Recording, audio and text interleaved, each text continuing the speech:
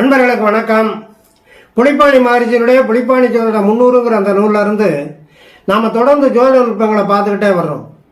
நாம இதுவரையிலும் புலிப்பாணி ஜோதிட 300ங்கிற அந்த நூல்ல 165 பதிவுகள் வெளியிட்டோம். இன்னைக்கு நாம வெளியிடுறது 166வது பதிவு, பாடல் எண் 171.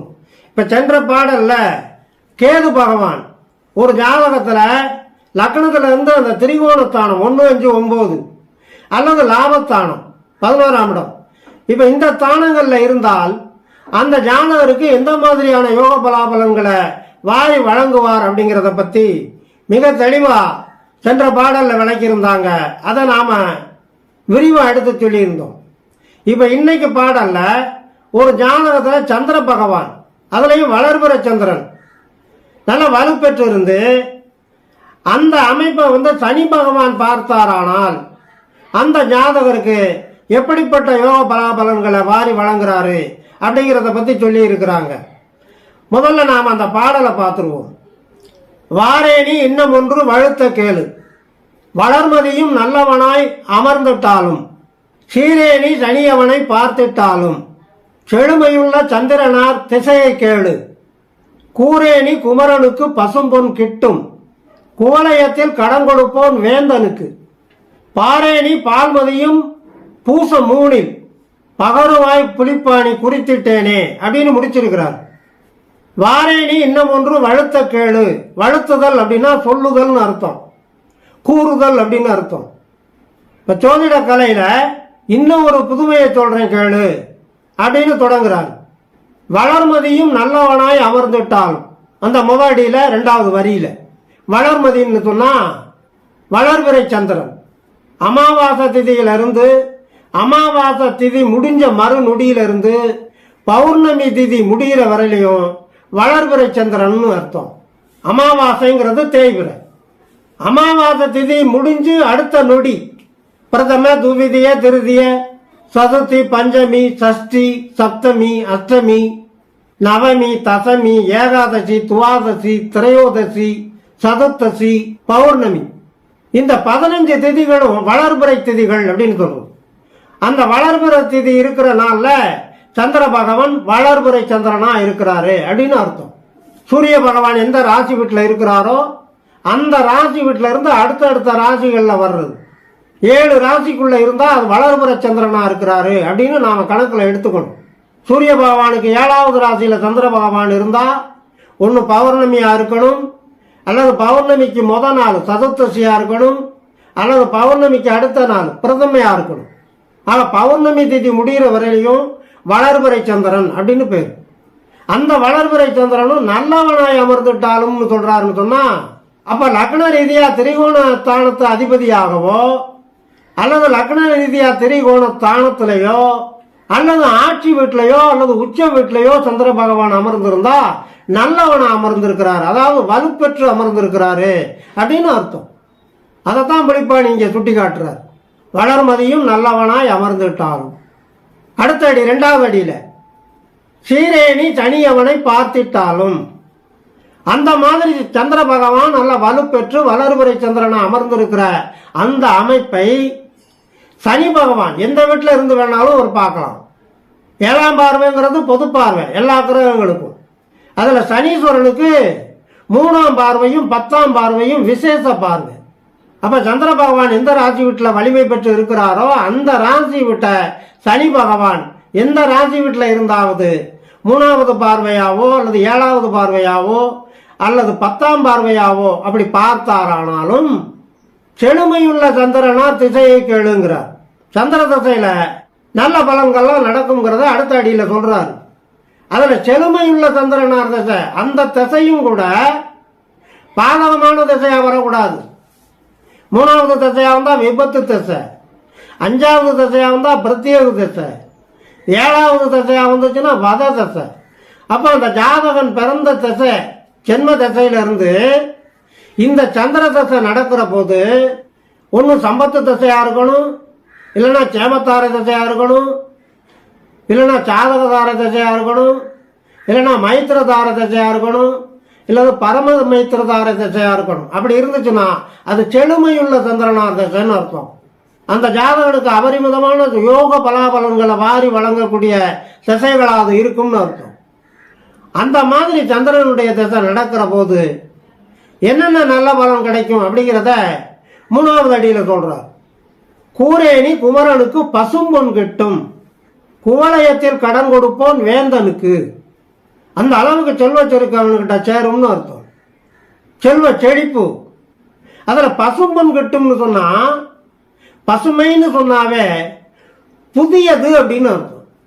பசுமை நிறைந்த பொன் அப்படின்னு சொன்னா புதிய தங்கம், புதிய செல்வம், சொர்ணங்கள், தங்கம், வெள்ளி, வைரம், வைடூரியம், இதையெல்லாம் பசும்பொன் அப்படின்னு சொல்லுவாங்க. புதுசா அவனுக்கு கிடைக்கிறது. அப்ப அவனுடைய சம்பாத்தியத்தில் அப்படி கிடைச்சாதான் அது பசும்பொண்ணுன்னு அர்த்தம். அப்ப அந்த ஜாதகன் ஓய்வில்லாம உழைக்கக்கூடிய திறமசாலியா இருப்பான். தன்னுடைய சுய சம்பாத்தியத்தில் சொத்து சுகங்களை தேடக்கூடிய திறமையை அந்த சந்திர தசை அந்த ஜாதகனுக்கு வழங்கும் அப்படின்னு அர்த்தம். கூரேணி குமரனுக்கு பசும்பொன் கிட்டும், குவலயத்தில் கடன் கொடுப்போன் வேந்தனுக்கு. அரசனுக்கே கடன் கொடுப்பான். அரசன்கிறது ஒரு ராஜா.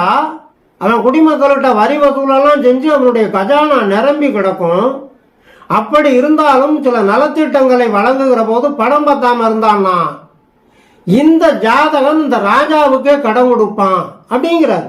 அந்த அளவுக்கு அவன் சுய சம்பாத்தியத்தில் செல்வ செழிப்போட பணம், காசு, நகை, நட்டு, சொத்து சுகம், அசையும் சொத்து, அசையா சொத்து, நிலபுலன்கள், வீடு, வாகனங்கள் எல்லா வகையிலும் சிறப்பா இருப்பான் அப்படின்னு அர்த்தம்.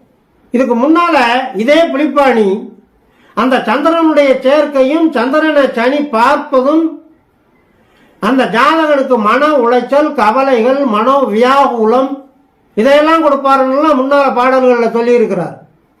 ஆனா இங்கே அதே சந்திர பகவானை சனி பகவான் பார்க்கிற போது அந்த ஜாதகனுக்கு நல்ல செல்வ செழிப்பு வரும்னு சொல்றாருன்னு சொன்னா சந்திரன் வலுப்பெற்று இருக்கணுங்கிறார். அதைத்தான் நாம குறிப்பா புரிஞ்சுக்கணும். சந்திரன் ஒன்று ஆட்சி வீட்டில் இருக்கணும், இல்லைன்னா உச்ச வீட்டில் இருக்கணும், இல்லைன்னா அந்த சந்திரன் அவனுடைய ஜாதக ரீதியா திரிகோணஸ்தானம் 1, 5, 9 அதுக்குண்டான ஆதிபத்திய பலம் பெற்று இருக்கணும், இல்லைன்னா அந்த ஸ்தானங்கள்ல நிக்கணும், நல்ல சார பலம் பெற்று இருக்கணும். இவ்வளவையும் நம்ம கணக்கில் எடுக்கணும். அப்படிப்பட்ட அந்த சந்திர பகவான சனி எந்த நிலையில இருந்து பார்த்தாலும் கூட அவனுடைய சம்பாத்தியத்துல பங்கம் விழுகாது, அவனுடைய செல்வ வளம் பெறுகிறதுல எந்த விதமான தடையும் இருக்காது அப்படிங்கிறத இங்க நமக்கு சுட்டி காட்டுறார். சனி பகவான் முயற்சிக்கு காரகத்துவம் உள்ளவர், உழைப்புக்கு காரகத்துவம் உள்ளவர் சனி பகவான். அப்ப வலிமை பெற்ற சந்திர பகவான சனி பகவான் பார்த்தா அந்த சந்திரன் மனோகாரகன்கிற வகையில அந்த ஜாதகனுக்கு நல்ல தெம்பு, துணிச்சல், உற்சாகம், சோர்வு இல்லாத ஒரு மனப்பான்மை இதெல்லாம் வாரி வழங்கி அந்த ஜாதகனை உழைப்பாட முன்னேறக்கூடியவனா இந்த உலகத்துல காட்டுவாரு அப்படின்னு அர்த்தம். அடுத்து 4வது அடியில சொல்றாரு பாருங்க. அதே சந்திர பகவான் ஆட்சி வீட்டில் சொன்னா கடக வீட்டில் இருக்கணும். ஆனா அந்த கடக வீட்டில் சந்திர பகவான் இருந்தால் கூட பூசம் 3ஆம் பாதத்துல இருந்தால் இந்த மேலே சொன்ன இந்த யோக பாவங்கள்ல எந்த விதமான குறையும் இருக்காது. அவன் செல்வ செழிப்போட வாழ்றதுல எந்த விதமான தடங்களும் வராது அப்படிங்கிறார். ஏன் பூசம் 3 சொல்றாரு? பூசம்ங்கிறது சனியினுடைய நட்சத்திரம். அப்ப சனியினுடைய பார்வைப்படும் போது சனியினுடைய நட்சத்திர ஸ்தானத்தில் அந்த சந்திர பகவான் இருந்தா இன்னும் விசேஷங்கிறார். அதே மாதிரி அந்த பூசம் 3ல சந்திர பகவான் இருந்தா நவாம்சத்துல துலா நவாம்சத்துல உட்காருவார். அப்ப நவாம்ச அதிபதி சுக்கிர பகவானா வருவார். துலாம் ராசி தராசு, வியாபார விருத்தியை கொடுக்கக்கூடிய ராசி அது. அதுக்கு உரியவர் சுக்கிர பகவான். வியாபாரத்துல கொடி கட்டி பறக்கக்கூடிய கிரகம் அந்த கிரகம்.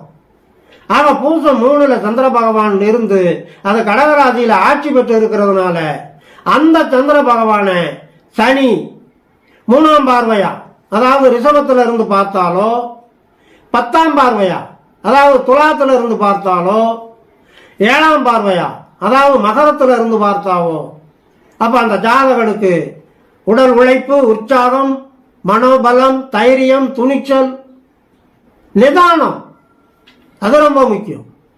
சந்திரன் நல்ல நிலையில இருந்தா தான் அந்த ஜாதகனுக்கு நல்ல நிதானம் இருக்கும், நல்ல நினைவாற்றல் இருக்கும், துணிச்சல் இருக்கும். துணிச்சல்லையும் மோசமான துணிச்சல் வந்துடக்கூடாது இல்லையா, அதர்மமான துணிச்சல் வரக்கூடாது இல்ல, தர்ம சிந்தனை உள்ளவனா இருப்பான். ஏன்னா துளாராசி நவாம்சம், பூசம் 3ல சந்திரன் நின்னான். அப்ப இவ்வளவு சூட்சமங்களையும் புலிப்பாணி மகரிஷி இந்த பாடல்ல பொதிஞ்சு வச்சு நமக்கு அந்த சந்திர பகவான் வலு பெற்று இருக்கும் போது, சனி பகவான் பார்க்கும் போது அந்த ஜாதகனை நல்ல உச்ச நிலைக்கு செல்வ செழிப்போடு வாழ வைக்கும் என்பதனை சுட்டி காட்டியிருக்கிறார் என்று சொல்லி, இனி அடுத்து வருகின்ற பாடலுக்கு உண்டான தெளிவான விளக்கம் காண தயாராகும். தொடர்ந்து வாருங்கள், ஆதரவு தாருங்கள் என்று கேட்டு இந்த அளவோடு நிறைவு செய்கிறேன். நன்றி, வணக்கம்.